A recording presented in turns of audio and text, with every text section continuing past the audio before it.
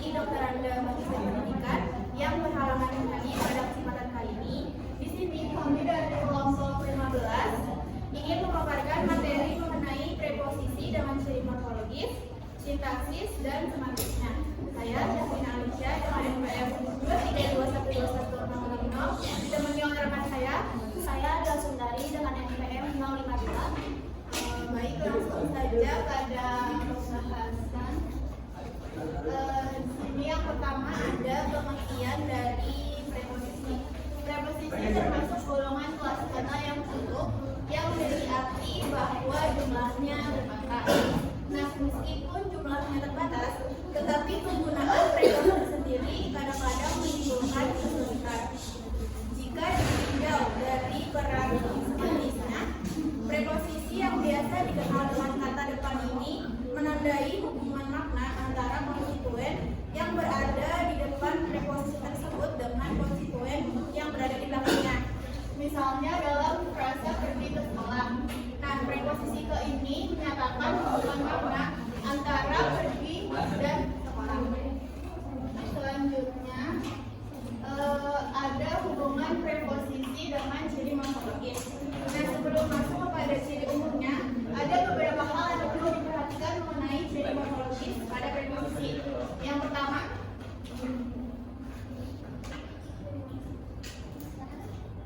pertama yaitu ada kata dasar.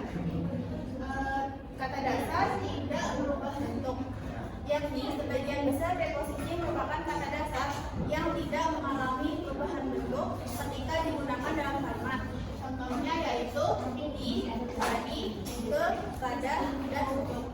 Yang kedua yaitu kata dasar tidak memiliki imbuhan, yaitu preposisi dasar tidak memiliki awalan ataupun akhiran. Yang kedua ada kata gabungan. Untuk poin yang pertama yaitu gabungan dua kata.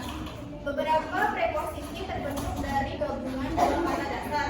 Contohnya yaitu kepada, daripada, dan oleh karena itu. Nah, untuk poin yang kedua yaitu fungsinya tetap sebagai preposisi. Meskipun terdiri dari dua kata, gabungan kata ini tetap berfungsi sebagai satu kesatuan untuk menghubungkan kata atau frasa. Nah, untuk yang ketiga yaitu ada kata berimbuhan. Untuk poin yang pertama yaitu berasal dari kata lain. Ada beberapa preposisi yang berasal dari kata lain dengan penambahan imbuhan. Contoh, sepanjang, selama, dan selain. Untuk poin yang kedua yaitu perubahan makna. Kata dasar yang menjadi preposisi biasanya mengalami perubahan makna. Nah, selanjutnya mengenai ciri-ciri umum preposisi dari segi morfologi akan dijelaskan oleh Adila. Pada Adila.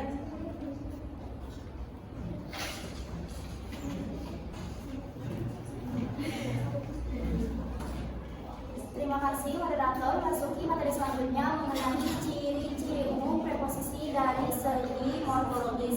Ada 3 ciri-ciri. Yang pertama yakni tidak memiliki fungsi sebagai subjek atau predikat. Preposisi selalu diikuti oleh kata lain untuk membentuk frasa, karena ia tidak dapat menyatakan suatu tindakan atau melakukan tindakan oleh karenanya tidak memenuhi syarat sebagai subjek atau predikat. Singkatnya, preposisi hanya berfungsi sebagai penghubung antara kata yang dikata dalam suatu kalimat, tetapi ia tidak bisa dijadikan tolak ukur inti dari kalimat tersebut. Lalu untuk ciri yang kedua yakni tidak dapat berdiri sendiri. Singkatnya, preposisi tidak memiliki makna yang utuh atau lengkap sehingga ia perlu ditemani oleh kata lain untuk membentuk suatu frasa yang preposisional. Contohnya seperti kata di tidak memiliki makna yang utuh atau lengkap jika tidak ditemani oleh kata benda, maka ia perlu diikuti oleh kata benda tersebut untuk membentuk suatu frasa preposisional yang lengkap. Contohnya seperti di kelas, di kampus, di rumah, dan lain sebagainya. Lalu ciri yang ketiga terakhir yakni tidak mengalami infleksi. Maksudnya yaitu tidak mengalami perubahan bentuk kata untuk menunjukkan jenis kelamin, bilangan, atau waktu. Contohnya seperti di tidak akan mengalami infleksi atau perubahan bentuk kata. preposisi akan tetap menjadi di meskipun dalam posisi atau situasi kondisi apapun. Itu rekan-rekan. Lalu lanjut ke materi selanjutnya mengenai hubungan preposisi dengan ciri sintaksis.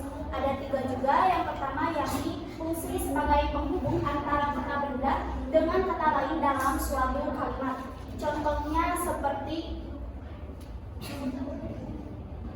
buku itu berada di meja, yang mana di sana berfungsi sebagai menghubungkan kata benda meja dengan kata kerja berada. Buku itu berada di meja. Lalu yang kedua yakni membentuk frasa preposisional. Preposisi dengan kata benda dapat membentuk frasa preposisional yang berfungsi sebagai objek, keterangan, dan pelengkap. Contohnya seperti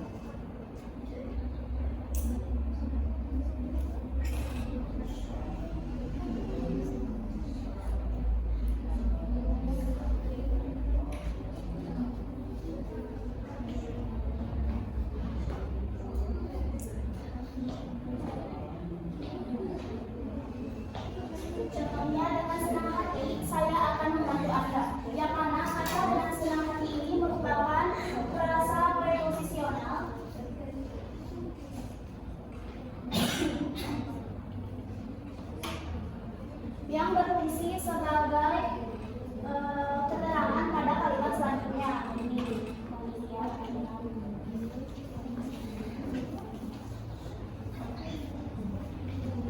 Lalu ciri yang terakhir, hubungan yang terakhir ketiga yakni menunjukkan hubungan spasial, temporal atau logis.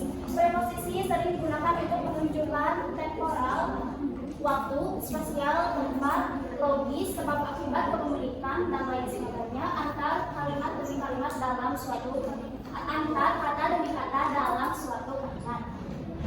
Contohnya seperti buku itu berada di meja, yang mana kata di pada kalimat tersebut itu menunjukkan suatu posisi, menunjukkan posisi atau tempat suatu buku diletakkan. Lalu contoh yang kedua yakni pertemuan diadakan pada hari Kamis, yang mana kata pada kalimat tersebut itu merupakan preposisi yang menunjukkan waktu diadakannya pertemuan. Lalu contoh yang ketiga yakni dia tidak bisa hadir karena sakit, yang mana karena pada kalimat tersebut itu merupakan suatu preposisi sebab akibat dari kalimat tersebut. Mungkin sekian saya kembalikan lagi pada pendapat.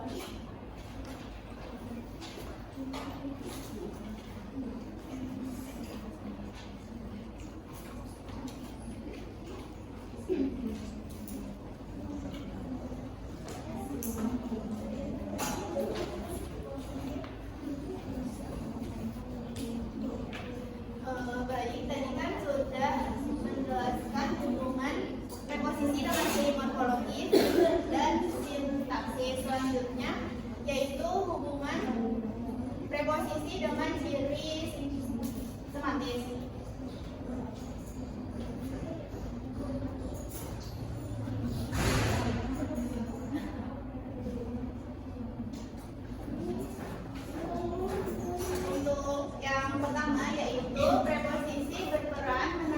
menandai pertalian semanis asal. Nah, preposisi yang berperan untuk menandai pertalian semanis asal adalah dari. Dari selalu diikuti oleh kata atau frasa nomina.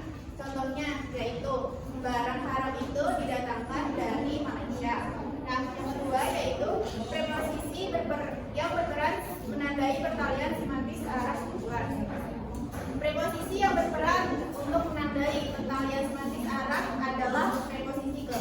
Preposisi ke sering digabung dengan kata lain, misalnya menjadi ke dalam, ke atas, dan ke bawah. Contohnya yaitu dari rumah ke kantor hanya membutuhkan waktu 5 menit. Sedangkan contoh yang kedua yaitu Sabu masih sering masuk secara ilegal ke Indonesia lewat berbagai cara. Nah, untuk yang ketiga yaitu preposisi yang berperan menandai pertalian semantis keberadaan.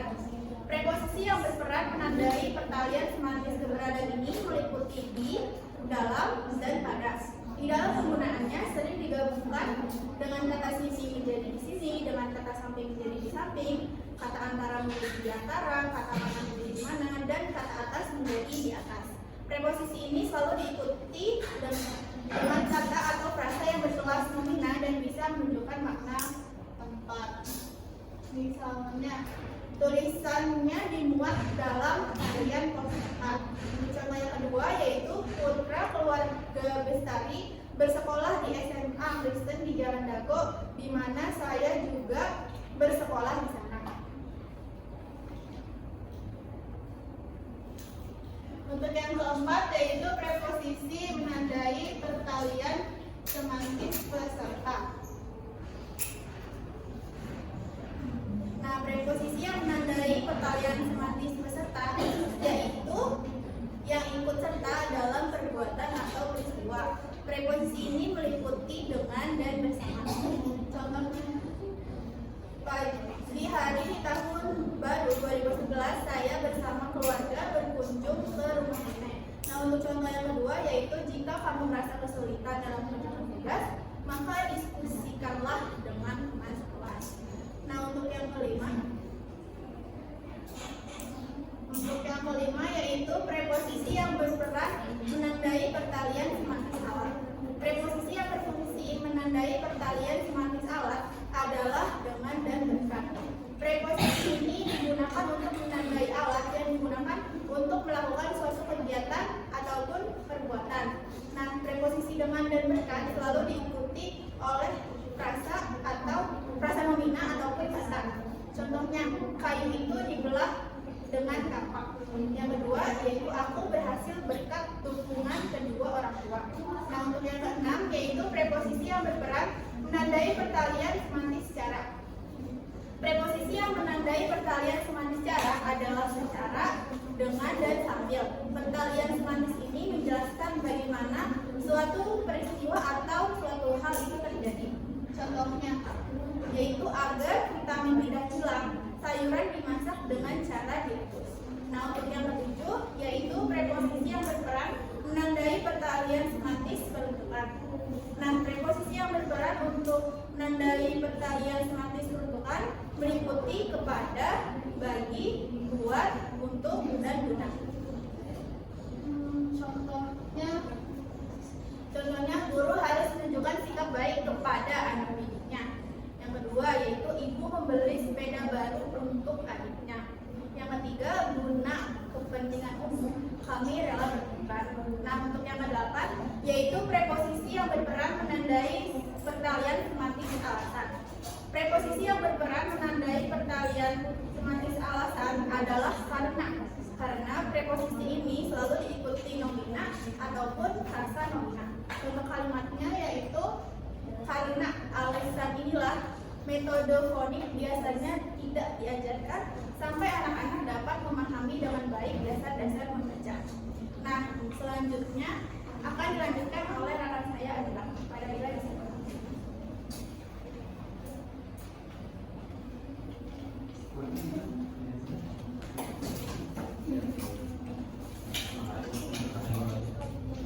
Melanjutkan materi tadi, yakni yang kesimpulan, yaitu preposisi pelaku. Preposisi yang berperan pertalian pertalian semantis pelaku ini adalah kata oleh, yang mana kata oleh ini biasanya diikuti oleh nomina insani. Contohnya seperti jembatan itu didanai oleh. Nah, yang mana kata oleh pada kalimat tersebut itu menunjukkan preposisi pelaku yang diikuti oleh nomina insani.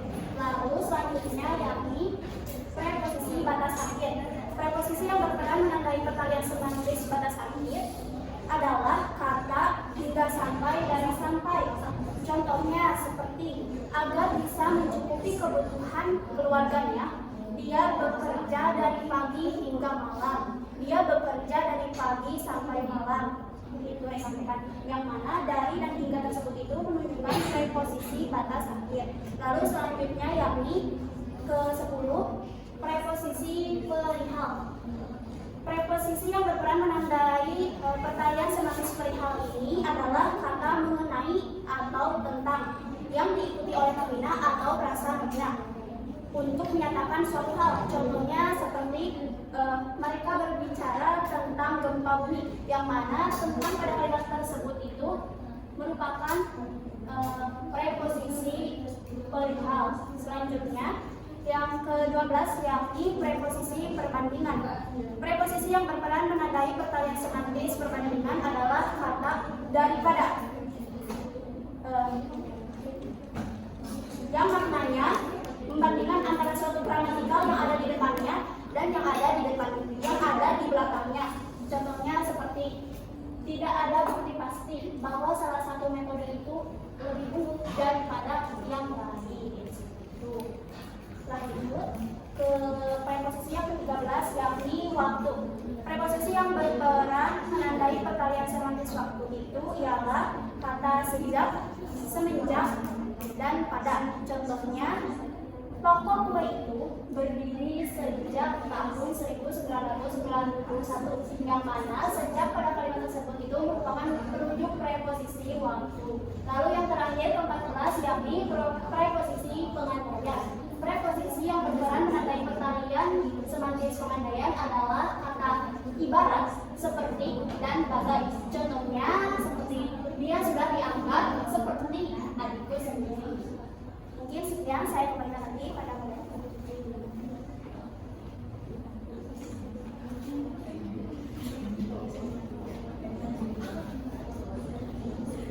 Baik, kita telah membahas preposisi dengan ciri morfologis, sintaksis, dan semantisnya. Nah, sebelum kepada sesi diskusi, saya ingin menyampaikan kesimpulan terlebih dahulu.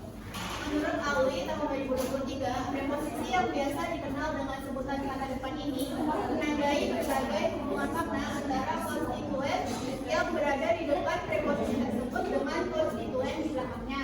Hubungan preposisi dengan ciri morfologis yaitu bentuk kata yang tepat dan tidak bisa berdiri sendiri. Sedangkan hubungan preposisi dengan ciri sintaksis yaitu berfungsi sebagai penghubung, menunjukkan hubungan spasial, temporal ataupun logis. Serta hubungan preposisi dengan ciri semantis yaitu makna hubungan dan penggunaan kontekstual. Jenis-jenis preposisi terbagi dalam beberapa macam. Di antaranya yaitu ada asal, arti tujuan, keberadaan, serta alat, cara, bentukan, alasan, pelaku, batas akhir, perihal, perbandingan, waktu, dan pengandaian. Nah, sekarang masuk kepada sesi diskusi. Bagi rekan-rekan yang masih bingung dengan materi kami bisa mengajukan pertanyaan. 3 pertanyaan.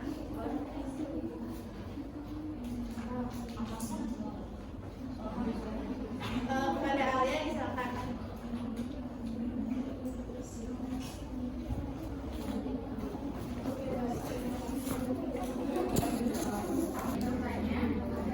Dalam konteks morfologi mengenai bagaimana peran reduplifikasi dalam pembentukan preposisi dan juga kata kegerak lainnya.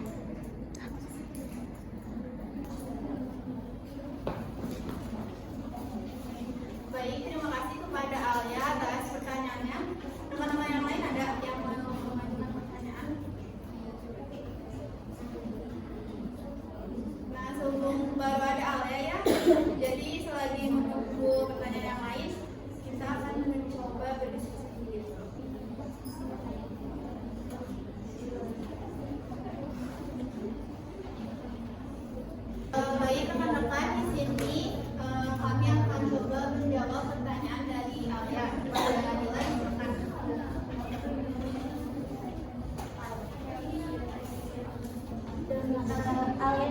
pertanyaan dalam konteks morfologi, bagaimana peran reduplikasi dalam pembentukan preposisi dan kata turunan lainnya?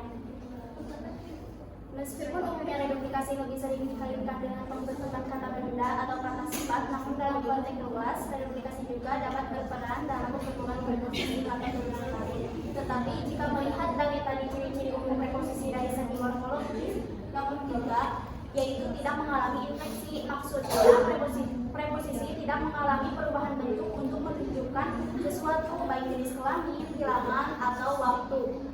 Bakal tetap menjadi di meskipun dalam situasi kondisi apapun, baik dari ke bakal tetap bentuknya seperti itu. Mengapa demikian? Bahwa reduplikasi tidak digunakan untuk membentuk preposisi. Yang pertama yakni faktor campur preposisi. Preposisi cenderung memiliki fungsi gramatikal yang lebih spesifik, yakni sebagai penghubung antara kata atau frasa. Fungsi yang sangat spesifik ini membuat preposisi kurang membutuhkan variasi bentuk melalui reduplikasi.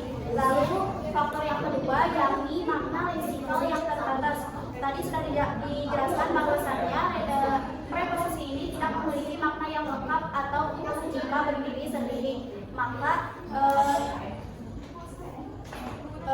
reduplikasi yang sering digunakan untuk memberikan nuansa makna tambahan itu kurang relevan untuk preposisi itu sendiri.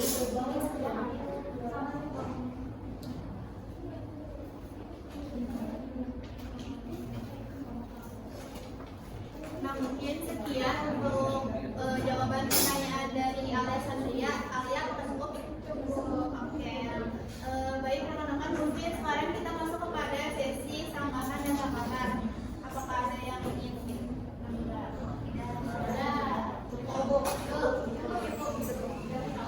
Oke, baik. Mungkin kita tutup aja ya presentasi dari kelompok kami. Terima kasih kepada rekan-rekan atas perhatiannya. Kurang lebihnya kami mohon maaf.